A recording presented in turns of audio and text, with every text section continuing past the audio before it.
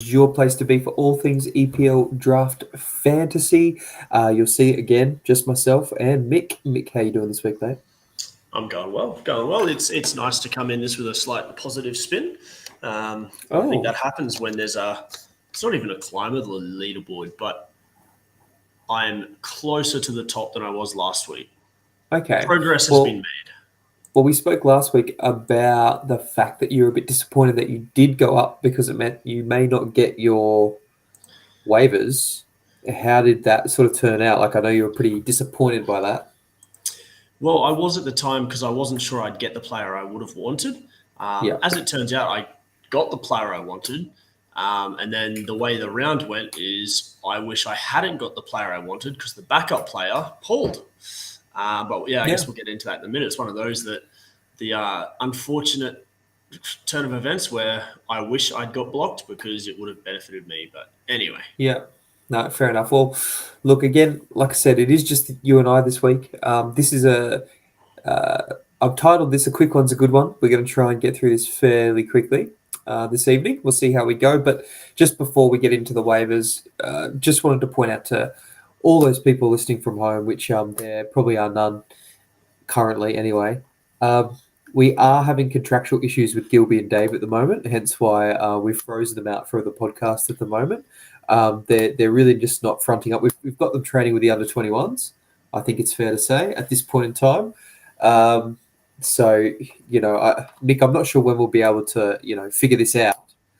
But it is disappointing to see unfortunately just how downhill they've gone.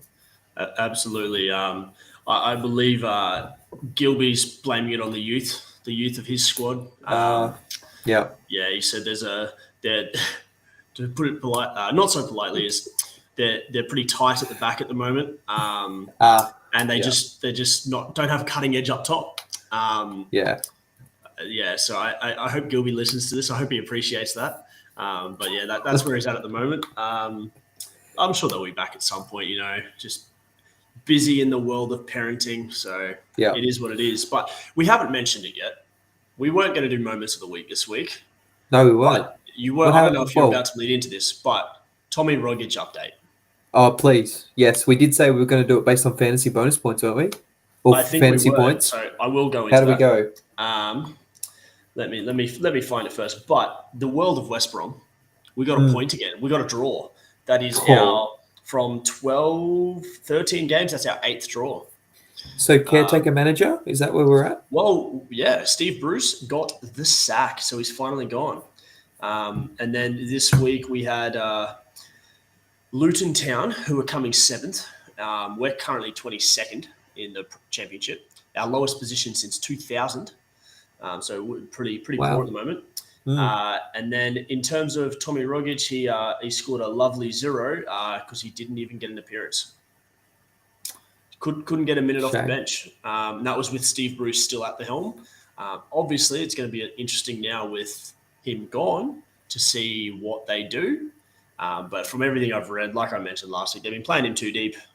He doesn't play that role, No. putting too much pressure on our only holding mid in Livermore, I think it was for that game, and just struggling to defensively do anything really. We've scored 17 goals, conceded 18, but 8 draws from 13, not enough. So hopefully we can avoid relegation, bring in someone of quality. And for Rogic is safe in West Brom, hopefully he does a good job because we're going to need him in about 6 weeks for the World Cup. Yeah, needs to get some minutes under his belt, that's for sure. We'll have to wait and see how that goes. We'll get another fantasy points update from Royage next week. Thank you very much for that, Mick. I'm sure all our fans That out was there. true. All of our No, fan. all of the fan will be very appreciative of that next week. So let's get into the waivers from last week before the game week started. There was a few there. It was fairly active. It seems like there's a couple of managers who are either really content with their squad or just at this point in time not game to maybe mess around too much.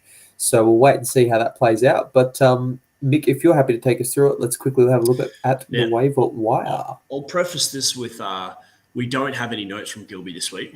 No. So And I'm not a teacher here. You are, No. but maybe I'll just throw some grades down there with very little thought as to what comes out of my mouth when I mark it. So With great abandon. I like this. Yeah, we'll start with Craney. He got a Granit Xhaka for Joelinton. I mean, you look at Joelinton, didn't start against Fulham, got 24 minutes off the bench, did get an assist in the end. I would generally say he's more attacking, but Granit Xhaka has been really good this season. He has. And he's a guaranteed starter. He's got, 2 goals, 3 assists in 9 games, sorry. Yeah. With 3 clean sheets in there as well. Yes, he's only got 2 yellows, to be honest. And he's already got 4 bonus points this year. So I would give that a B+, probably pushing in towards the A for that one there for Craney. And I think that's what the guys down the bottom of the table need is solidity. And that's what Jack is going to bring. So for a team that's top of the league, B+. For next was myself, Harvey Barnes. So I managed to pick him up, got rid of him in a trade a couple of weeks ago, got him again for Neto. He's got an injury at the moment. He's not expected back until Boxing Day, I'm seeing here. So after the World Cup, which I didn't actually see beforehand. I was basing that off the fact of just how poor Wolves have been going forward. I think they've scored 3 goals all year. Yes, they have. So I figured there's no real loss there. There's a couple of other Wolves options if need to pick up.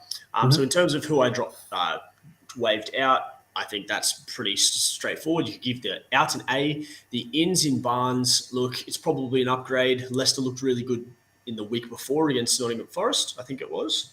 But over the weekend, maybe not as well. So we'll give that a B for potential. But as of right now, it's probably a relatively straight across move. I think it's a B given that Neto is out. Yeah. I was going to say, it's hard to get any worse than that when you're trading a guy, an attacking player for what should be a decent team who's relatively guaranteed his minutes for a guy who's getting 0. So next up, we got Dan. Picked up Matt Doherty for Anderson. Anderson for Palace. Did he get another start this weekend? He did. Came back in for Leeds in a 2-1 loss, I believe it was. 2-1 win. Thank you very much. 2-1 win. Sorry, he was the home team. 2-1 win. I mean, with who's the right back that's out injured for? I'm completely drawing a blank. Who's the right back that's injured now for Doherty? Was it that, or was it that Royal got a suspension? Oh, suspended. That's what it is. Emerson got suspended. So you'd think he's pretty much guaranteed to get a start, which he did. Did get a clean sheet. In terms of who he dropped in. Anderson, I mean, you could argue it's worked well. I thought Palace had been very good. Hasn't been much of a threat going forward, though. So I think in terms of which team's more likely to get a clean sheet, probably Tottenham. Who's more likely to get attacking returns? Probably Doherty. Yeah. Who's more likely to get benched, though?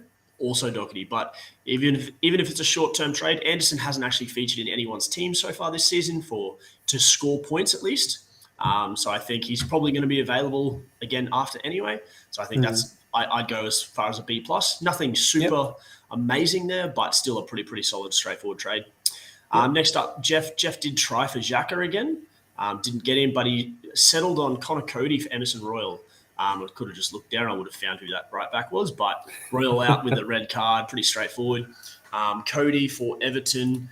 Everton have been really good in the back line defensively.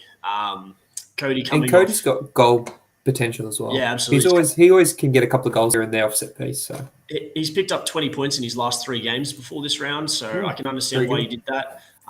They did have Man U though, which I thought was a bit of an interesting pickup at the time, and they've got Spurs next. So I do like the trade. It'll be interesting to see where Emerson stands with Conte when he comes back, whether he's still first choice, because he seems to be the player that they want. But whether the hot-headedness comes back to bite Emerson, we'll have to wait and see. We'll give that one. I'll give it a B as well. I mean, B is a pretty safe number. I've gone a lot of Bs so far. It's because I'm not a teacher.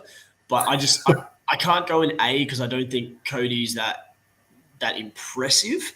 And I'm worried there could be a little bit of downside because Emerson, if he comes back, I would expect to score pretty well. But I think it's a pretty good move there across the board.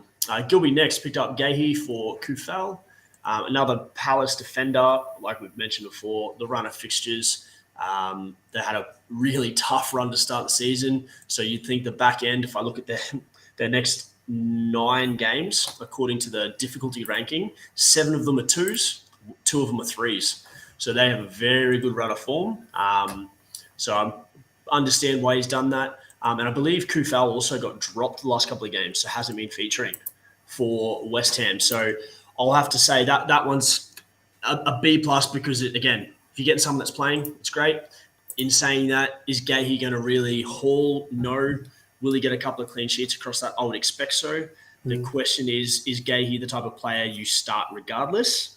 Probably not. You just need to hope you actually have him in the team when they score those points. Yeah, to me, that's got to be the sort of the swing place in his back line where he can look for points here and there and try and pick up different people across the next few game weeks. A short-term sort of solution. Yeah, absolutely. And I mean, they played Leeds on the weekend. Is that I guess when you're looking for that swing role, you're probably looking at not necessarily what team you're choosing from, but what team the player you're choosing is playing against. Yeah. And I wouldn't necessarily say Leeds are a poor attacking side by any stretch. I think with Sinisterra, with Bamford, with Rodrigo, who else have they got nowadays?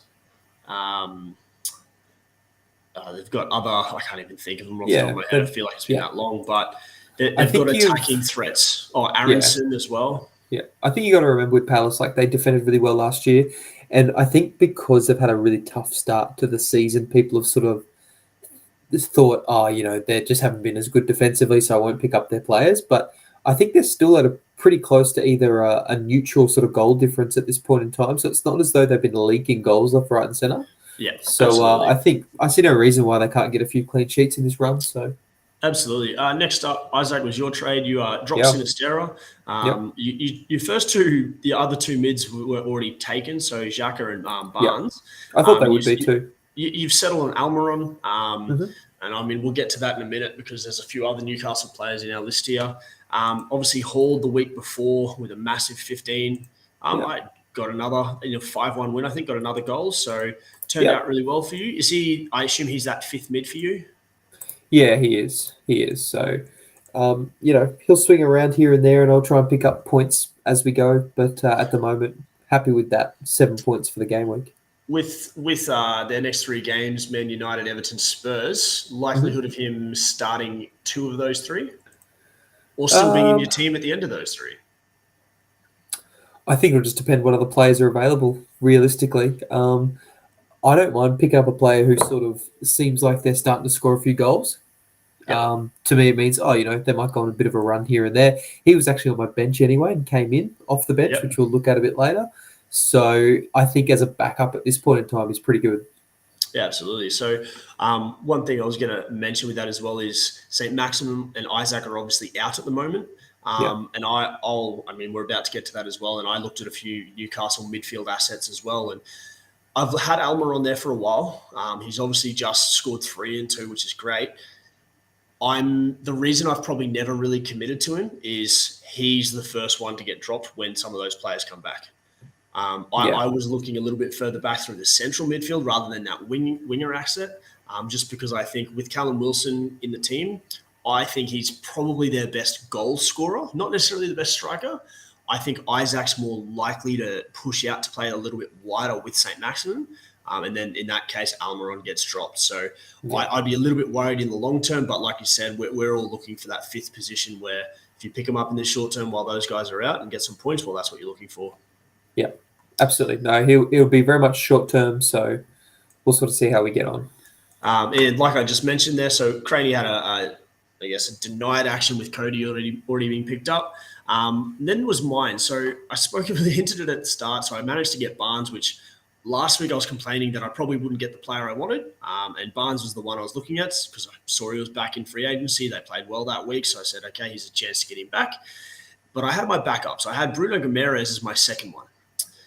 Really annoying when he then comes out and gets 15 points with 2 goals and 3 bonus. Yeah. It's one of those that I had 4th pick. Craney had one, or Justin had one before me. Nathan, I believe, had one before me. And Ben. Actually, one of those 2 might have actually been above me before that round. but I expected one of those guys to go in for Barnes before I had a chance, and I was going to be pretty happy with Gimenez. He'd just come back from injury, got 90 or 78 minutes or something the week before, had been doing really well. So I was like, okay, he hasn't really done enough for anyone else to notice. He's going to come back into the team. And I remembered back, I think you picked him up in about the 4th round, thereabouts. Yeah, he was my last midfielder. So I think it was round 6. It'll be round 6 then, yeah. So, and I think lots of people sort of scoffed, well, Gilby definitely, and maybe yourself and Dave, but sort of scoffed at that as a, why would you pick him up? But I think he's such a good player.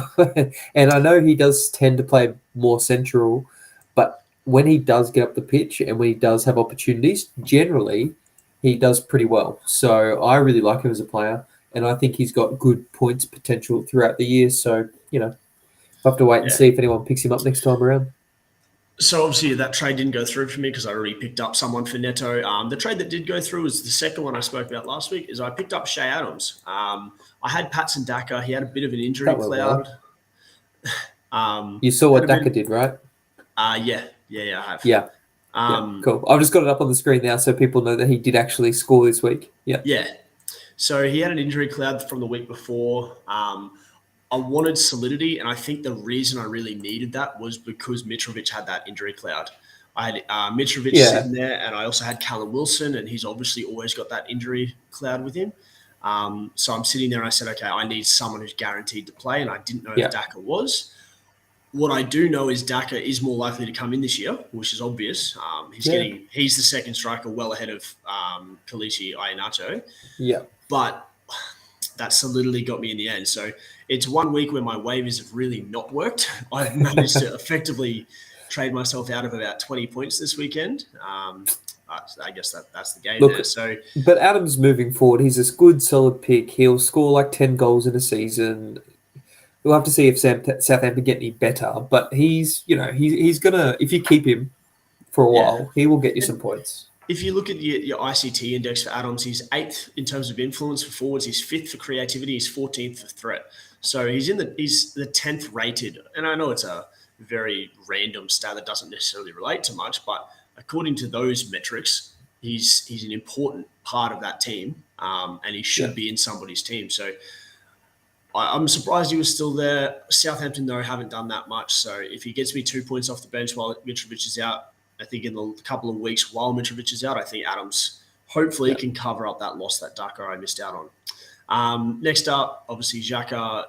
Dan wanted again for Andreas. We'll get to what he ended up doing there. Then Gilby had a few for Kufal as his backups, but he ended up settling on picking up Mings and dropping Target.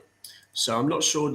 Target has been off the bench the last 2 weeks. So he's got 7 minutes and 6 minutes. He has, yeah. So just getting rotated out. I think they may have actually changed a bit of formation.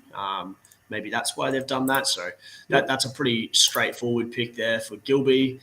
Picking up Mings for Villa.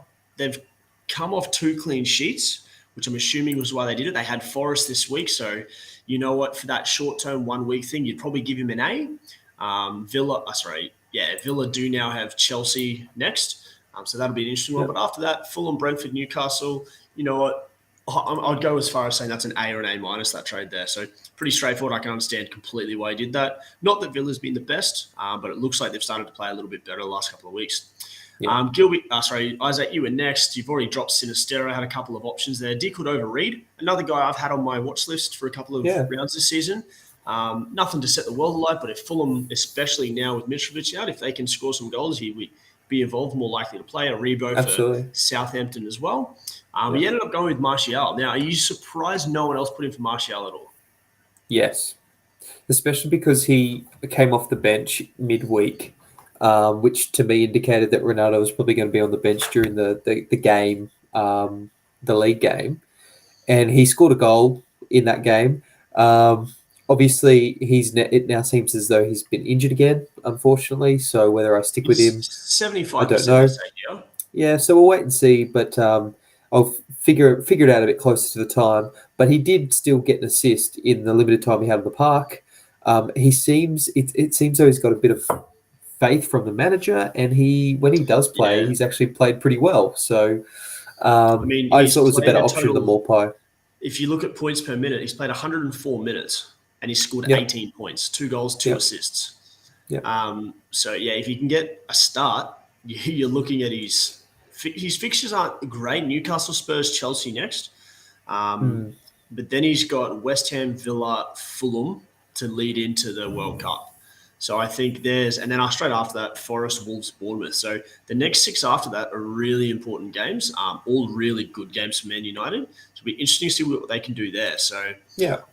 I think that's a pretty straightforward trade. Now, Maupay has been starting for Everton. Yes. I'm assuming he was just your third ranked forward. Yeah. Obviously Haaland, and who's your other forward? Tony. Ivan Toney. Okay, fair enough. Was there any like? And I've spoken about this before. Is I think Maupay should be in someone's team. Yeah. Did you look around to see if anyone had a weak forward line and throw out an option of trying to trade him out to get upgrade a backman or a goalkeeper or a midfielder rather than just put him in free agency? Not really, because I'm really fairly settled with my midfield, and I'm not convinced that defenders are the way to get points this season at the moment. So I'm sort of keeping away from trying to get a really high quality defender. I'm not seeing the value there at the moment. So I'm pretty content with where I am and how I'm going. So I figured I'll just do the straight swap. And again, with Calvert-Lewin potentially coming back, there's always that cloud over who's actually going to start and what the system's going to be when he does get to full fitness. So at this point in time, I'm pretty happy with that decision. So fair enough there. So Gilby had a few more options for target there. Then it was yourself again. You had Edouard as a backup. Is he guaranteed, or not guaranteed, but is he the starting striker nowadays? He seems to be at the moment, yeah. Okay. Seems to be. So he was the other option, or the other one I looked at, because I think going forward, Palace is probably a better team at the moment than Southampton. I just didn't know if I had a guaranteed starter in that good team. And so I can understand that. In the end. Then it was yourself again. The last trade that went through in the waiver wire was dropping Tsimikas for Ake. I'm assuming Robertson back. You had your 1 week hit for Robertson, and was there intel that Ake would start, or was it based on performance? Or well, I knew that they have a lot of injuries in their backline at the moment, so I figured that if he wasn't starting centrally, he'd probably be out on the right, which happened to be the case. So I was fairly confident that he would be starting. So when I saw he was there available, I figured I'd hit it and see what happened. Fair enough. So, and what I will say is that I got after the transfers went through on Friday night, I got I got a message from Jeff basically saying, mate, how did you pick up Martial and Ake in the free trade? You are the king of trades. I'm like, I don't know, mate. No one else got them. You got to ask all the people before me. And he's one of them. So exactly. He said he didn't even realize Ake was available. So there you go. Well, I had Ake a couple of weeks ago, and then he got injured again. So I think I only had him for one scoring round that he was available, and I just couldn't carry him for those extra weeks. So I put him back into the list. Tsimikas getting dropped, I'm not super surprised, and you had Cody as another option there. Then we go into free agencies. Now, you've dropped Nico Williams. Is he an injury cloud, or is he just purely less likely to get minutes because he seems to be getting rotated again, I think? Well, we'll look at that. But his attacking stats are awesome. He seems to be getting rotated. But the other thing is that their defense is so poor and they just keep leaking goals. So, he's not giving me that benefit there. If you have a look at his run, he's only got 2 scores greater than 1 over the course of the 10 game weeks. So I was pretty happy to let him go and try and find somebody else. And I went with Kura just for West Ham. Don't know much about him, but figured West Ham might have some good issues coming up and figured we'd give it a go. Yeah, they've got Southampton, Liverpool, Bournemouth, Man U, so a bit of a hit and miss run. But again, if he's your fifth defender, then if you can get a good game week and balance them out, that's going to work pretty well. Craney was next, dropped Joe Gomez, which a bit of an interesting one for Struijk from Leeds. Worked out well. Struijk scored a goal for him. Yeah. But interesting now with Matip down for a couple of weeks now, whether Gomez gets to start again or with Konate coming back, who gets to start there. So that'll be interesting. And obviously Trent Alexander not exactly setting the world alight. Gomez can play on the right. So I reckon Gomez could be one that could go this week. It'll be interesting to watch that one. Dan was next, dropped Andreas for Fulham in the end, who has been pretty good, and then picked up Solly March. I love Solly that. March, That Andreas scored a goal. yeah, That's fantastic. So he would have been finally loved did that. something for him. I can understand why he did it, though. Mitrovic not Yeah. being there, their main goal threat. Your creative player behind's got no one to go to suddenly, and I can understand why they've dropped him. Picked up Solly March, a midfielder who's been playing that kind of Pascal Gross left wing back role, I think, Yep. when Gross has been playing that right wing back role. He's come off 2 assists in the last 2 weeks and got one in the first round, so 3 assists for the season in 8 games. So a solid return and pretty much playing the 90 the majority of games. So only got him appearance points this week. They got Brentford and Forest in the next 2 and then City, Chelsea. So I dare say we'll see 2 more weeks of him and then we might see him shipped out again. But being a midfielder, there's not a whole lot of risk in terms of those teams. So, and then last up was Jeff. He actually dropped Cody again.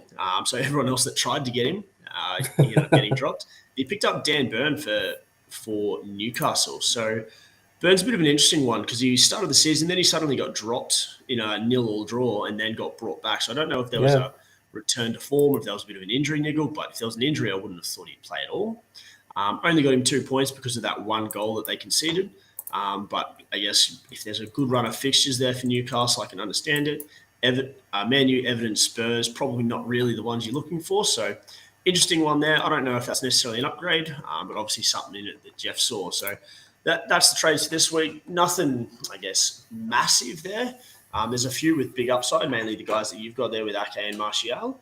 But I think mainly, and I think that's the way the game's going to be after this draft, is those third striker positions, fifth midfield and defenders. They're the guys you're going to see rotated a lot. So you're never going to really see a massive earth-shattering pickup, but there are going to be those few that it's more going to be who you drop for that. I think that's where you're going to see the biggest. It's not necessarily what points you pick up, it's what points you give up. And I know from myself so far, unfortunately, it hasn't worked that well for me as of yet. Yeah, no, absolutely. And I think it's probably time we look at the table, sort of see where things are sitting, and maybe take it from there. So I'll just bring that up on the screen. In terms of the table at the moment, Craney's still on the bottom, 38 points this game week. He was pretty stoked that he didn't have the lowest game week total this week.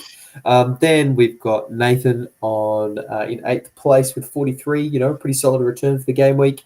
We've got Mick, yourself, like you said, you sort of did drop, but you got closer to top spot, which is something that you like to track, which is good. Yeah. With 47 points this game week. Ben was the biggest mover and shaker. He won the game week with 57 points. So it'll be interesting to look at his team. He did fantastically well. And he's put, 9 points on you at the moment. So, I don't know how you feel about that, Mick, if you think that's something you'll be able to gain back pretty quickly, but he's got to be pretty happy with that, I'd say. Absolutely. Dave has been sort of trundling down a little bit. Dan's got him up into 4th place, and Dave had 36 points this game week. Dan with 41. Jeff, 46 points. Gilby, I think, had the lowest this game week with 35 points. And that leaves myself on top, 43 points this game week, sort of somewhere in the middle, but able to, make some gains on 2nd place, which is, something I'm pretty happy with, which is good to see from my perspective. What do you sort of make of this at this point, Mick? Are you...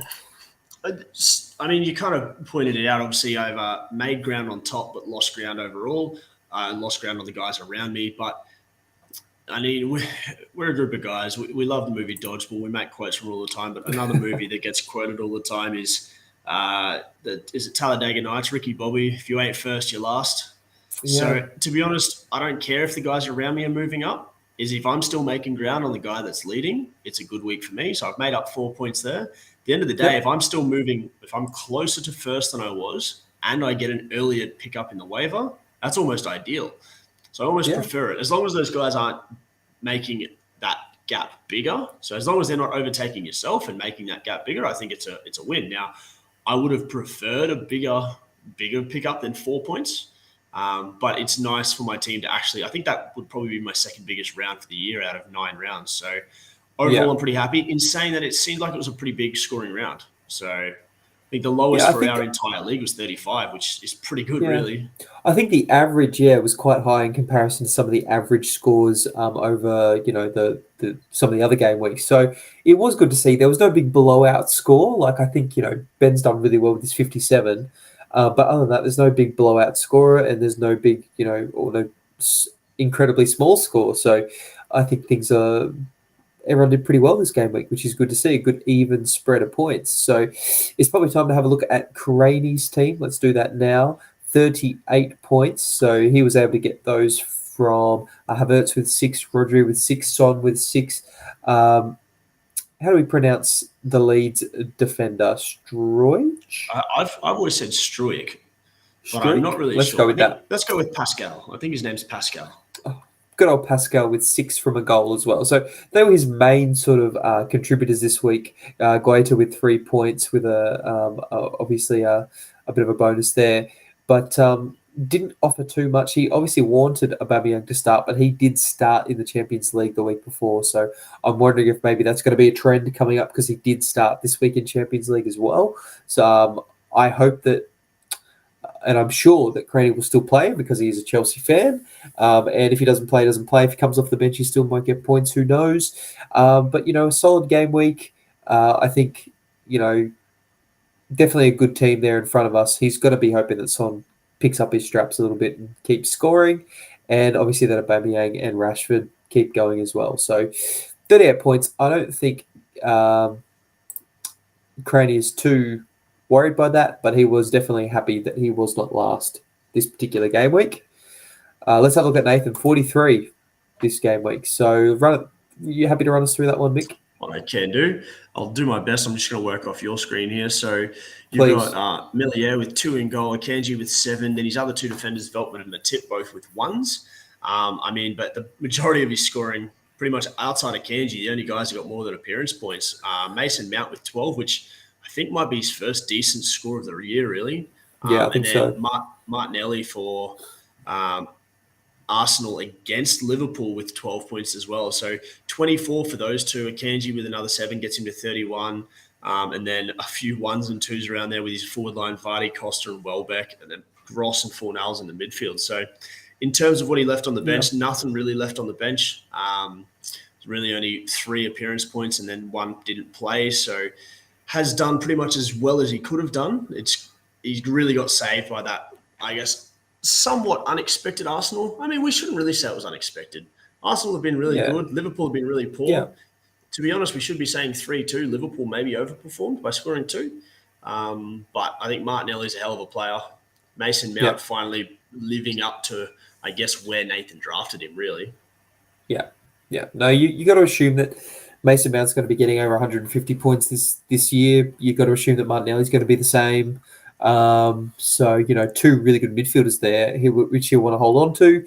Be interested to see what he does with his forwards and his backs. I think Akanji is a really good pickup at this point in time, and he'd be hoping that Matip, who's now injured, and Laporte will be doing something, and I'm sure he wants Varane to do something as well. So we'll have to wait and see.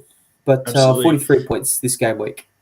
It'd be interesting to see whether Varane becomes. I think he's been out injured recently. He did come on to help solidify the end of that Everton game.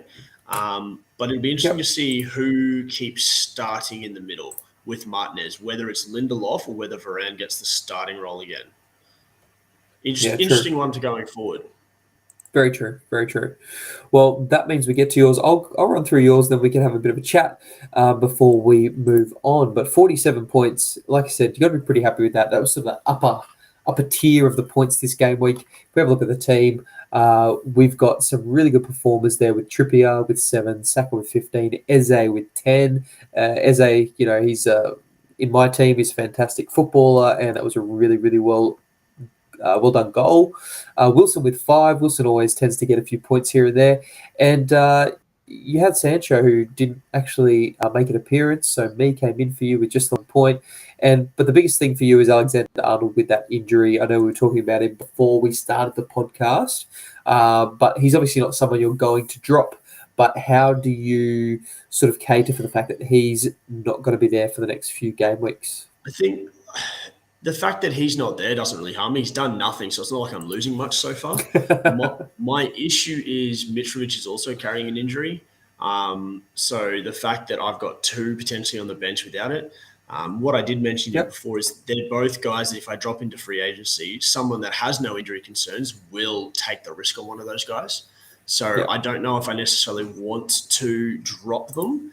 I'm at the point where, like you said, it just doesn't seem to be a defender's year. And then Liverpool just don't seem to be where they are. So in terms of open to offers for Alexander-Arnold, absolutely. In saying that, I'm always going to overvalue him because he is my first-round draft pick. I'm going to want value back, and I just don't see anyone getting close to the value I want for him. But I think my issue at the moment is I did make a trade earlier in the season to double up on the Liverpool defense. Has not worked at all. So they've been pretty horrible. It's a tough one. I still don't think I've drafted wrong. I think I drafted right based on where I drafted in 7th spot and who was available at the time. Absolutely. It's just an unfortunate one there. And as for Sancho on the bench, I mean, I watched the very last 20 minutes or so of that game. That's probably the only football I saw on the weekend of the Everton's Man U game. And I saw Sancho was on the bench and hadn't come come on for any appearance points as of yet. And to be honest, I thought that was probably a good thing, mainly because Everton dominated that last 20 minutes. They had every chance. Sancho wasn't – I mean, they always have the chance of a runaway counter, and Sancho is the type of guy to be there, but he predominantly, more than likely, would have only come on for a point anyway, so really made no difference there. What I do like is the fact that he got the full rest. See how this Europa League goes tomorrow morning, but it means he's probably, in my opinion, he's more likely to get a start come this weekend. So hopefully he gets about 60 minutes in an easy win tomorrow morning, and then after that he can get a full 90 on the weekend against whoever it is they're playing. I mean, Rashford maybe go back into the centre, and that gives Sancho a free run at the wing anyway. So that's a wait and see. And I guess we've got to watch Antony's minutes as well to see what they do there with him as well. So, but I think with Martial with a little bit of a potential injury, they still have Ronaldo there, so who knows? There's a few options, but I think Sancho having that full rest is a good thing in terms of the rest of the.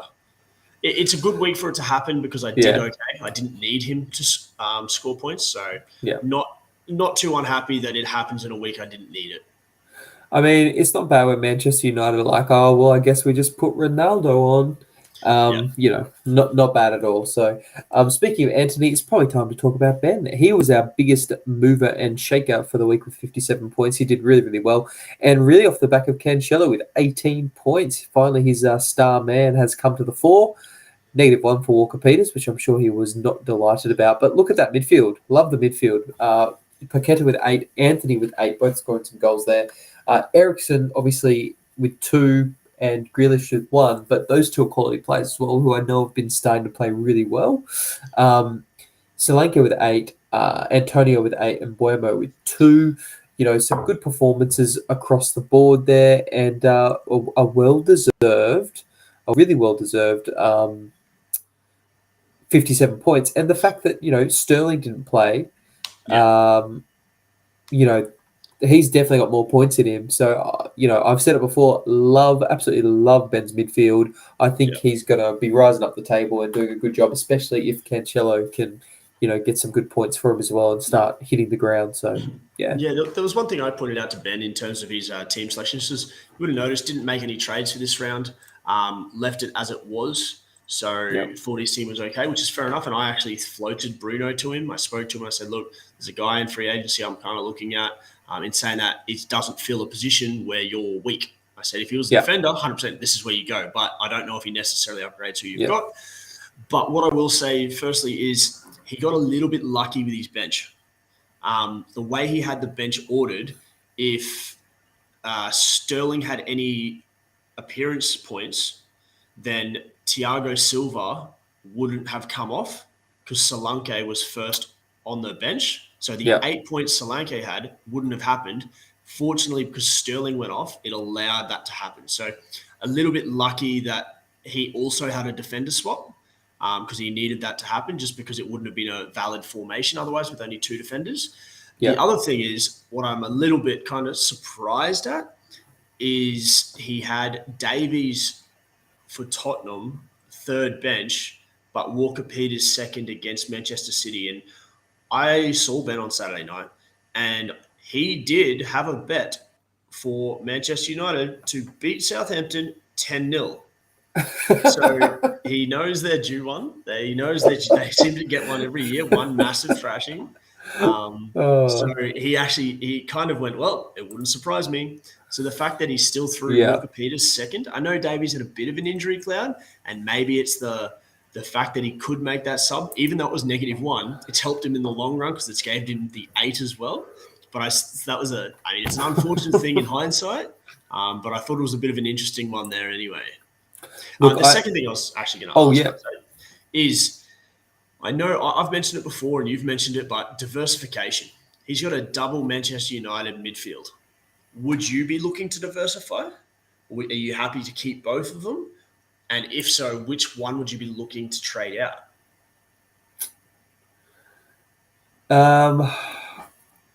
I probably would look to diversify. I think at this point in time, you're probably going to get more for Anthony, just with the way he started. But then you risk losing Anthony, and I'm not sure if how long the run will continue. But again, I think there's probably some people that would jump on Eriksen, but Anthony would probably get a greater return for him at this point in time. But he might want to be tactical with that and wait another couple of weeks before, whilst people are still fresh in the memory of Anthony doing well, but maybe he starts to cool potentially. But again, it depends who you're going to be able to get. So you'd only be doing that trade if you think you're making some form of upgrade as well, because you'd want to make sure that player who you're getting is in a good team, a team who's going to be attacking and score good points. So I think there's a few things he'd have to look at there. Yeah, absolutely. I think I'm in the same boat. I think Anthony's the one I'd look at trading out, unless you can get a decent midfield upgrade for Eriksen. I think Eriksen has points potential. Not that he seems to have done much yet. I think he's playing a bit deeper. I mean, so that is a fact. Eriksen's one that if Ronaldo was starting, I think would have more value. I think being on set pieces, Ronaldo has a threat. You look at Martinez, 5'7" or something, like he's a really small centre back, never going to score from set pieces. Lindelof, not known for that. Maguire, yes, he could, but he's not going to play anytime soon. So I just don't think they're a set piece team at the moment. And when it comes to penalties, obviously Eriksen's a long way down the line.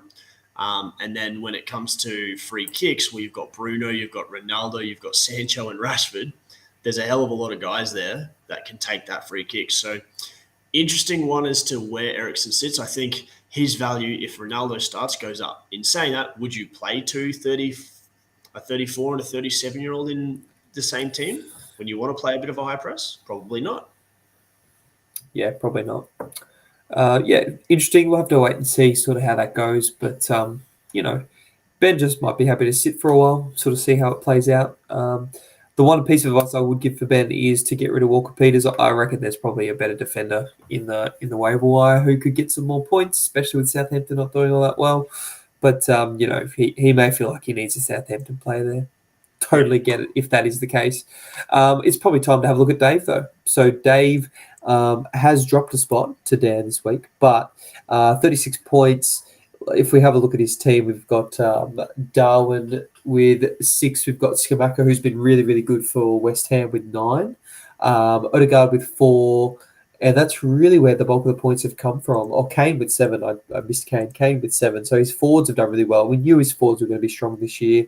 It's probably just the fact that, St. Maximin has been injured. He left Elise on the bench with 5 points. And Reece James, unfortunately, only with the 1. If we have a look at him, he did, by the looks of it, come off injured. So 75% chance of playing with a knock. We'll have to wait and see. He's not going to drop him, obviously, but he would have been disappointed to not get some more points there from James. So 36 points. I know Dave's been fairly busy, so how much he's been dedicating to this, I'm not entirely sure, and that's okay. We can ask him when we see him next time, and it's always fun to have Dave on. to talk about his team when he doesn't necessarily know what's happening. It's always a fun time to go through his team and talk to him then. So that'd be fun. Very, very nice. But yeah, that's Dave for us. Mick, how about you run through Dan's team? I don't know if you've spoken to Dan lately about his team, but let's run Not through specifically about his team. So, but I mean, without even going into it, I look at his team and I see Diaz there, red Dorito of death, ruled out until after the World Cup, I believe. Okay.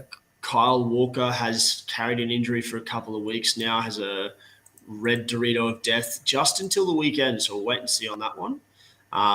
So potentially a few problems there.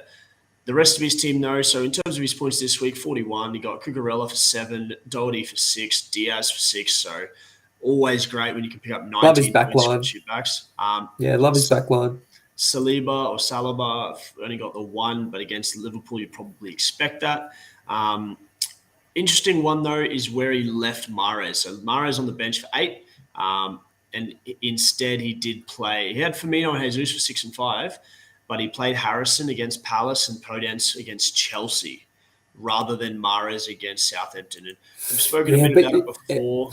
Mahrez and the roulette, like you just don't know when he's starting. Do you play him every week just in case? It's one of those things. That's exactly right. If you're going to have that high rotation player, you know he's going to probably score you. I mean, I don't even know off the top of my head, but how many points has he got so far this year? 21 from 9 games. If he does that 4 more times, he's going to get to 100 points. Is 100 points for your 4th mid good? Probably. Are you going to play him every week? Probably. Are you guaranteed to play him the weeks there's injuries? Well, yes. If you know he's out, sure, drop him. But I think he's one of those you almost have to play. In saying that, I'm now looking at, and he hasn't started a game since round 4 against Palace. So he's had 35 minutes and an assist. Since that, he's had 17, 18, and 15 minutes for 1 point in his last 3. So understandable as to why he hasn't. But I did this a couple of years ago with Ashley Martial. I had him. I kept playing him, kept getting a single point off the bench. Finally put him on my bench. He started and scored a goal. So it's one of those that if you're gonna play him, you kind of have to commit to it. And honestly, since then, that's why I've tried to change my team and tried to avoid those variance players because I just don't like that high swing. I prefer that consistency. In saying that, I mentioned it last week. Dan got another 41 points. He's been on that 40-point mark every week. He's consistently getting points around the traps. The fact that he can leave, 12 points on the bench and still do pretty well is a credit to his team. So absolutely, I think he's going to go pretty well. Yep. And I mean, he picked up Firmino not long ago either, who, I think many of us thought, he probably won't get too much more game time. But he has. He's got 6 points. Jesus with 5. Maybe a bit disappointed with Richarlison. Especially given, he hasn't got too much pressure on his spot at the moment with injuries. So, he's got to be happy all in all. I really like his back line. I know I just said it before. And, you'd think he's probably going to get rid of Walker and maybe pick somebody else up. It's a quality back line who could get you a ton of points if they're having good fixtures, which they seem to be at the moment. So, interesting, like you said, it was a bit disappointing that with Kulusevski, I believe he's out injured, that Richarlison didn't get a start. Only got 20 minutes off the bench. But they changed formation. So rather than playing like a 3-4-3 Tottenham, they actually went to a 3-5-2. They played Højbjerg, Bissouma, and Bentancur all through the middle. So they went very defensive through the middle. In my mind, they're all defensive midfielders. I guess you could argue they're almost box to box, but they're very defensive. So what I see from that is Heung-min Son plays as a striker, improves in value. But their wing backs, Sessegnon and Doherty for this game, means their value, I think, increases a lot. I think they're more likely to get forward and put a ball in. But a guy that I've been really, disappointed with this year, Perisic. Everyone I know is more so in the actual game about how good his value is. Man, he's been non-existent. Yeah, and I think a lot of people were looking at like underlying numbers and things like that at the very beginning and saying, he's just come off the bench and he's got an assist and this, that. And it was, oh, wow. As soon as he starts, everything's going to be fantastic. It just hasn't delivered, like you say. So for me, I've been like I've said before in this podcast, I've been very hesitant on the backs. So, he's not somebody I'd be looking at this point in time, personally. I mean, I'm looking at the stats now, and there's a reason I'm looking at the stats, and we'll get to that right towards the end when I go through a certain segment that I like. But I mentioned it last week. So the expected goals for that game, Brighton had 0.72, Tottenham had 0.79. It ended up 1-0 to Tottenham. But I believe, was the goal not a penalty? I believe it was. I'll see if I can find Could it. be. But if it was a penalty, no, it wasn't. Okay, I'm wrong. I was just saying, if it was a penalty, it's about 0.75. So they obviously created no chances. Yeah. And I think that according to the app that I use, there was no chance created after the 78th minute. Okay. It seems like a very, very boring game, not one that necessarily had a great attacking threat. But I guess that comes down to the side that Conte put out. That was what they would do. Hopefully getting that early goal or getting that goal and then just sitting there and being solid after that. Yeah, I think that's his play at this point in time. I think, especially with the bigger teams, he feels like maybe he can be a bit more successful with that style of play, but against the bigger teams, I should say. So we'll have to wait and see if that's his continued sort of mode of getting wins. And it's probably time to have a look at Jeff in third place. 46 points at this point in time. So some, a good score, good performances across the board. So Edison with 6, Dyer with 6, Zaha with 5, Foden, who's been absolutely flying, with 11, Jota, who's been, injured and on his bench for so long, coming in with 5 as well. So I'm pretty sure he'd be happy with that. He left Koulibaly on the bench with 8, but, overall 46 points. I'm sure he's fairly happy with that. Went big with his midfield this week. Some really good attacking midfielders in there as well. But, he's thrown a lot of eggs in the Salah basket, and Salah just sort of hasn't really delivered so far this season, Mick. Oh no. Mick seemed to have left me, which is totally okay. I'm sure he will try and jump back in a moment. So what we will do, we'll have a look at Gilby and then myself, and we can have a bit of a chat with Mick. I'm sure Mick's just trying to figure out his multi, giving himself a bit of time. I was just telling the listeners that you were probably just trying to figure out your multi and needed a bit more time, Mick. So that exactly. was the reason. Actually, wasn't. I was going through some other stats. My multi's ready to go. I was prepared for that. Wow. This is amazing. There's a first for everything. I'm expecting big things then this week, aren't I? Should I? I was just saying that he's put a lot of eggs in a Salah basket, and Salah hasn't sort of delivered all that much this season so far. Is Jeff going to be worried by that? Does that change his approach? Does he expect Salah to come back maybe after the World Cup and do a bit better, or after a rest? Like, where are we going? I'm not really sure, but kind of like me with Trent Alexander-Arnold, even if he doesn't, he's at worst, he's in the top 45 mids regardless. Oh, yeah. He may not be the first, but I think after the draft, it doesn't matter who your first draft pick is. You just need to look at it as, is this player still good enough for my team? Yes. So I think as long as it's not a sort of thing where we can keep bringing it up like the Salah/Havertz incident from last year. But yeah, you're right. First draft pick doesn't matter too much. Yeah, does it, Mick? No. Well, first draft pick matters, don't get me wrong, but it's a case of once the season starts, it doesn't matter where you get your points from. You got to make sure you get your points somewhere. The fact that Salah isn't getting them same way Trent's not getting them for me, I don't actually know, but I would assume Salah's still significantly outscored Trent. Yes. Which might make up the fact why he's so much further up. I think Trent's got about 28 points, I saw. So 45 for Salah at this point. He's almost doubled my first round draft pick. Cancelo, I don't think would be that far. Actually, no, he probably is because he had a big 18 and he's had a couple of clean sheets. So he'll be getting closer. Yeah, I think considering where last week, I was just gonna say considering where Jeff's at. Yeah, he's still third on the table. Yeah. And we looked at it last week. So I think the second overall player in terms of points was Harry Kane last week with 56. So I mean, Salah's only 11 points behind that. Yes, there's been another round since then. Kane got another 6 or 7, I think.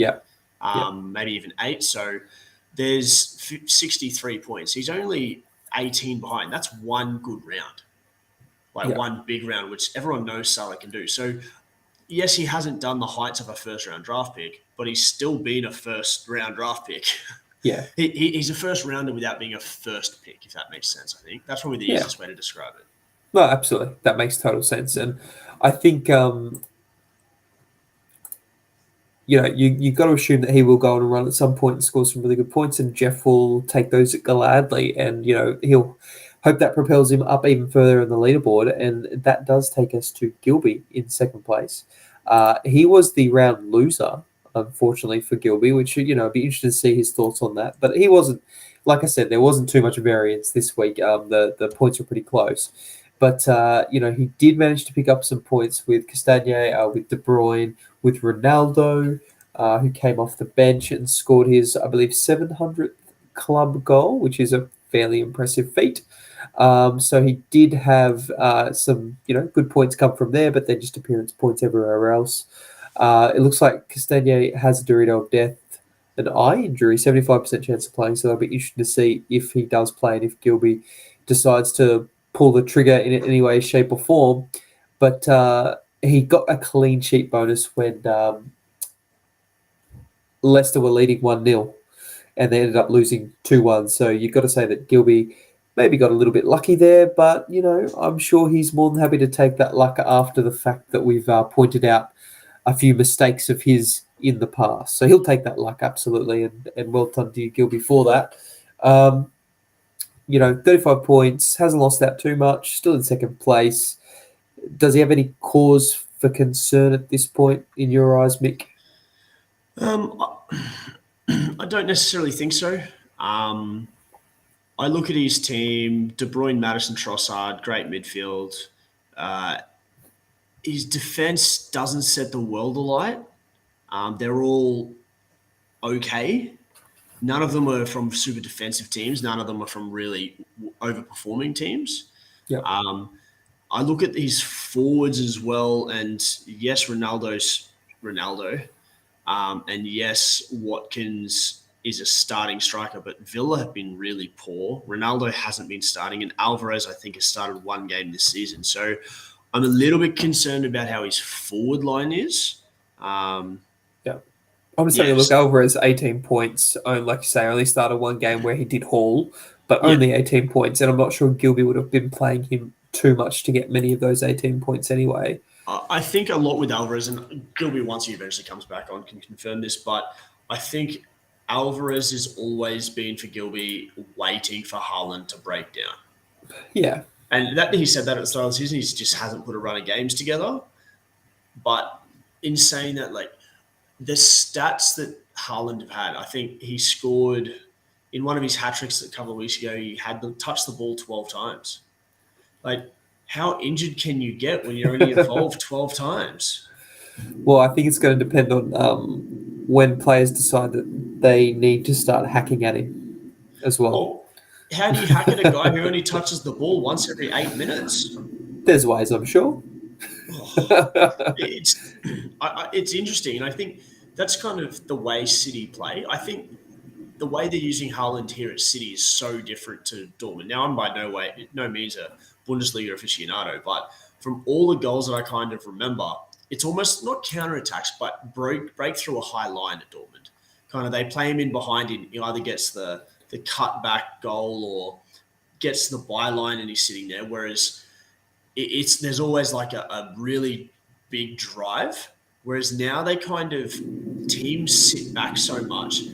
The intensity of the ball around Haaland when he's there isn't high, if that makes any sense. Yeah. So when he is involved, everything's a bit more static, except for him. Basically, he's the only one moving, which is why he's so good at it. So I think it's really hard. I'm not going to say it's really hard for him to get injured because obviously things happen, but it's going to be hard for him to get those muscle injuries and those other accidents when everything around him is moving so slowly and they have such a build-up the way they do. So I think, and you only need to look at the points now to show that he's scoring enough. He doesn't need to change anything. They can make their style work around him, and he just picks his moments to get involved. So if I were Gilby, I'd be a little worried about Alvarez. I think he could drop him over the next 8 weeks, pick up someone to get more points, because let's face it, even if Haaland does get injured now, Haaland will be back after the World Cup, unless it's a significant injury. I think it's worth the risk to drop Alvarez in the short term. And then after the World Cup, if you still think, okay, Haaland's carrying a niggle, pick him up then. I think in the next 6 rounds before that big World Cup break, because Haaland's obviously not playing, he's going to recover from any niggles he has, and he's going to start fresh again. So I don't think Alvarez is worth carrying in the short term, in my opinion. Well, I mean, the thing that's on Gilby's side is that he doesn't have a track record of holding on to players for too long. Well, that is a good thing. We love you, Gilby. Just kidding. For those regular listeners, you'll know that that was a poor and maybe misguided comment on my part. I'm sorry, Gilby. No, we love you. Don't apologise. Oh, actually, no. You made a mistake last year, Gilby. It was horrible. Don't hold on to Alvarez, please. Just don't do it. We're only doing this to see if he actually comments back to us, because he probably doesn't even listen to this. And if he doesn't listen to us, we can say whatever we want. When I get a message from him to say, hey, that was uncalled for, I'll be like, you listened to it. Thank you. Very nice. Well, it's time to have a look at first place. That's my team. Nick, do you want to run through it?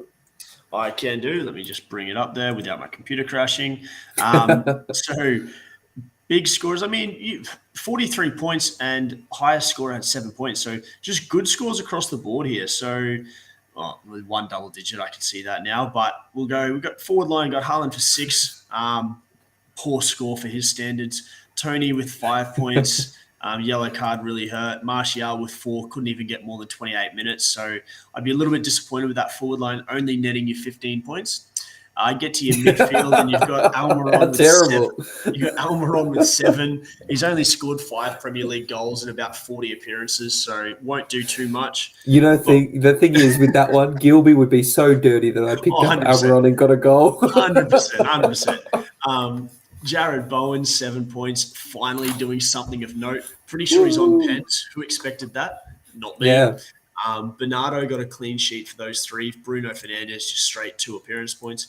Gabriel and Kera both got 1 point, 1 for a yellow card, 1 for a conceded 2 goals. Pickford in goal got 1 point as well. Nathan Ake, who you picked up, got 6. So big thing I see there is 13 points from the players you picked up in the free agency. Or actually more than that, because you picked up Martial as well. So 17 points, 17 of your 43, all from that, going pretty well at the moment. Little bit tough that you left Lloris on the bench. I'm so dirty with myself. I just forgot to switch him back. I was going to say, you got Pickford against Man U or Lloris against Brighton. That's a mistake there. I forgot to switch him back. That's totally my bad. Cost you 9 points, but hey, that 9 points means I gained on you rather than losing on you. So I'll take it. In terms of your bench, I was going to say a little bit lucky. 0 points, Kulusevski injured. Malacia didn't play, 0 minutes. And then Henry, I thought was 0 minutes, but actually just got conceded 5 goals. Too many goals. 0. So a little bit lucky that you got the players you did on the field, that you didn't require a bench. But I think, overall it's not too bad. One thing I'm looking at now, though, is not this weekend. I think it's next weekend. Man City play Arsenal. You have at least 4 players there, so someone has to go out of Ake, Bernardo, Haaland, or Gabriel, or you play with 10 players. Do you have anything in mind? Is it Ake probably dropping out, assuming they get another centre-back back? I mean, I was thinking Haaland. It'll be Ake, I'd say. He's never... As soon as, injuries those injured players are back, he's sort of got to come out of the side anyway. So at this point in time, it's probably okay. They'll come out so that I can get somebody else in to sort of help bolster where I'm at the moment. Malacia will probably maybe get dropped if I have a look at him at the moment. He got a -2, got hooked, and then didn't play against Everton. So he may get taken out of my team, and probably Henry as well, just because it seems Brentford at the moment maybe aren't defensively the best. So there could be a few changes in the back line there. We'll have to wait and see. But I think there'd be a fair few managers who would hope for 15 points from their forwards. So I'm pretty stoked with that, and the fact that my midfield is still just sort of purring along, and the fact Bernardo didn't get any more points with a 4-0 win, sort of means to me that I know he's probably still going to be involved in getting more points as we keep going. So yeah, pretty happy with that overall. I was just trying to work out if Malacia got dropped or not, and the first headline I see is, "Have Manchester United bought another Aaron Wan-Bissaka?"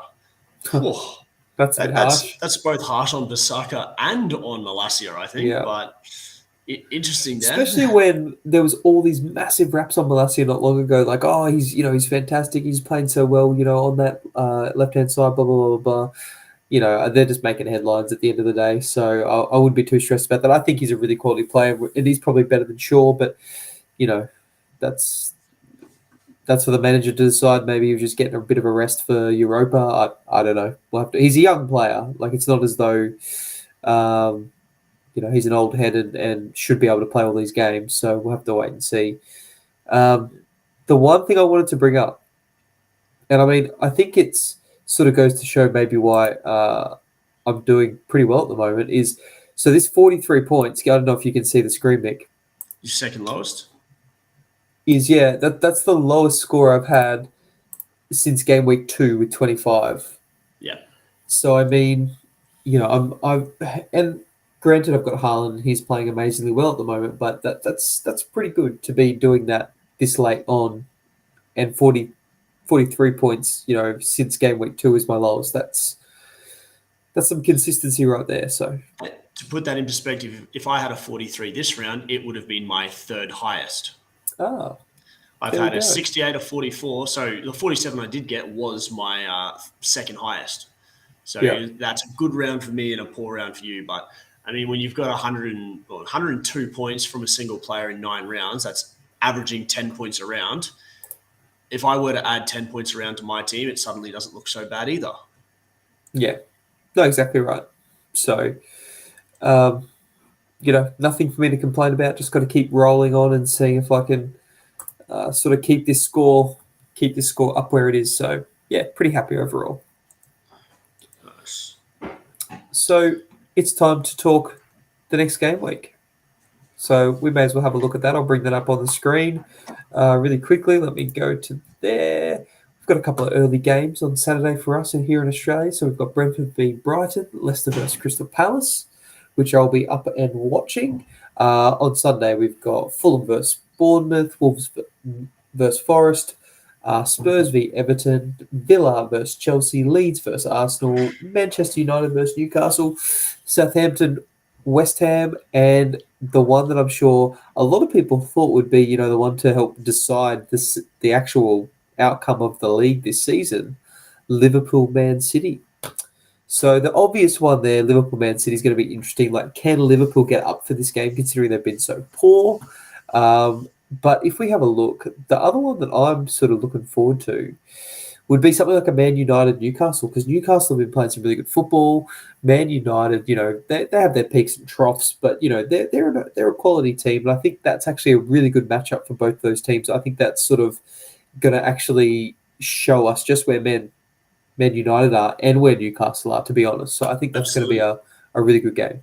Absolutely, when I looked at it, that's the same game that I looked at going, obviously outside the obvious one. That's the most interesting, the result I'm the most intrigued by.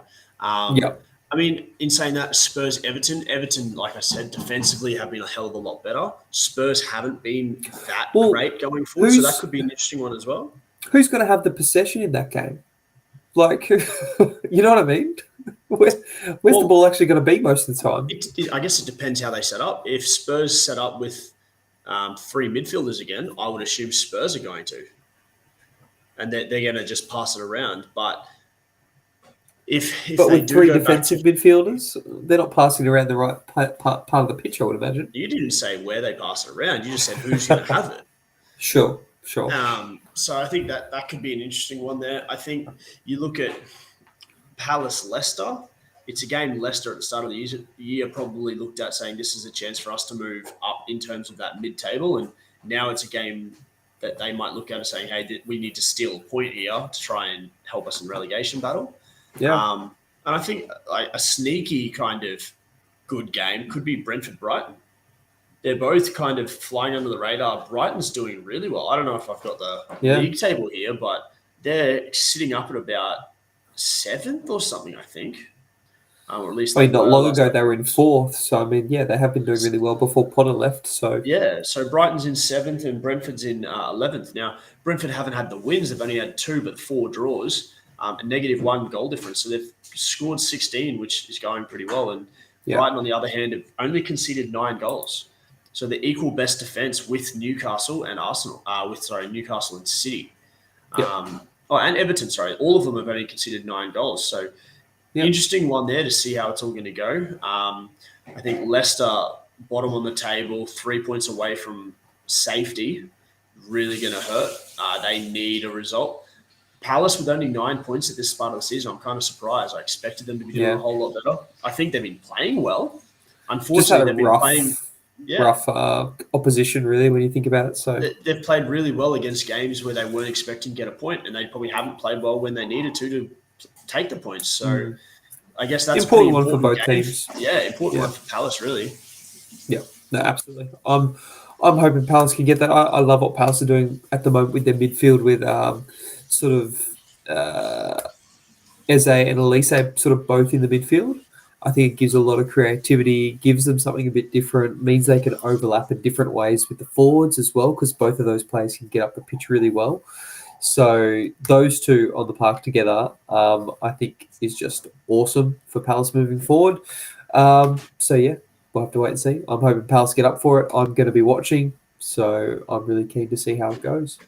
I suppose, Mick, this leads us to the all-important multi, which you seem to be incredibly prepared for.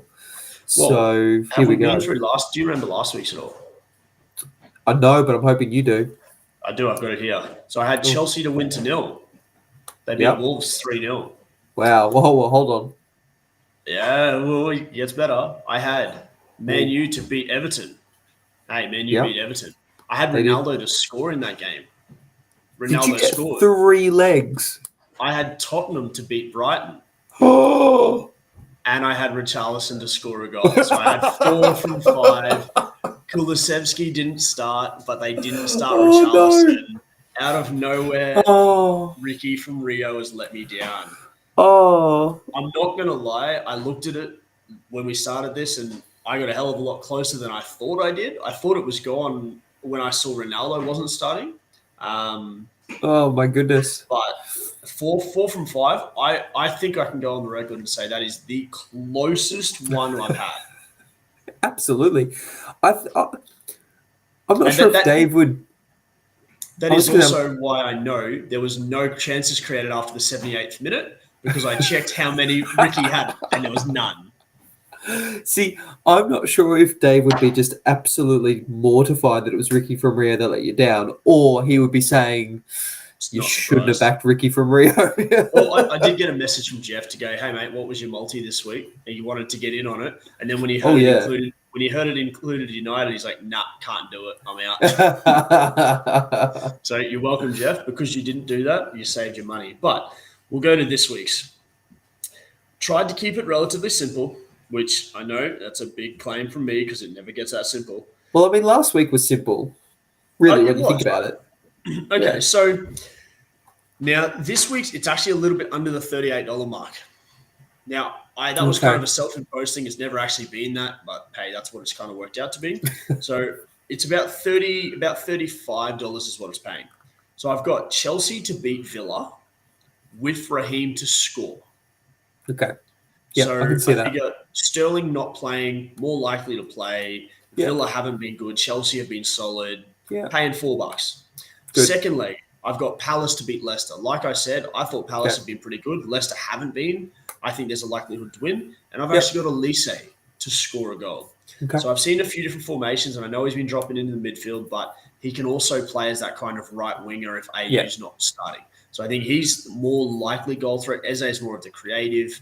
So I've got him to score any time with Palace to win. That's paying $8. Simply those two together, or those 4 together, you could say, 32, about with a bit of an increase odds special at the moment. They're running a special. It's 36 to 1. So There we go. By the way, we're not advocating any form of betting no, or absolutely not. or actually sponsored by any betting agencies. Just want to put that out there. But the fact Well, maybe that, we will be. If anyone wants to, we're open to it. should we mention that we currently have 0 streamers or anything like that? Would that hamper us getting a deal? Do you think? I don't think so. It should work Okay, well. good. Yeah, But good. Lovely. what I will say is, if someone goes, "Hey, that's not $38. That's not 40 to 1. I need the 40 to 1." What I did have with it to throw it over the edge was Brighton Brentford. Okay, under 2.5 goals for the game, which is about $1.70. So it is favoured. I think you could throw that one on top, and that'd get you to the number you need. Fair enough. There we go. Well, we'll have to wait and see if you can get as close, if not even closer, which means you'd actually have to get all 4. Well, I was going to say, you can't get any win this closer. week. Any closer is getting it right. I was incredibly excited there for a moment, Mick. I built it up well. I thought that, yeah. My goodness. I mean, if you'd started with Ricky from Rio didn't score, yeah, that would have sucked. But no, you did a really good job there. That was excellent. So I think that about does it for this evening, Mick. This was the Quick One's a Good One podcast. Now, we have been 10 minutes shorter than normal. So, happy days. We've done it. We've just gone and done it. How good. All it is moments of the week. That's the only thing we missed out. Everything else took just as long as normal. Why did we think it would be any different? Anyway, well, we'll leave it there for this week, Mick. Thank you for being with us, and we'll catch up again next week. Cheers, mate. Cheers. Bye, everyone.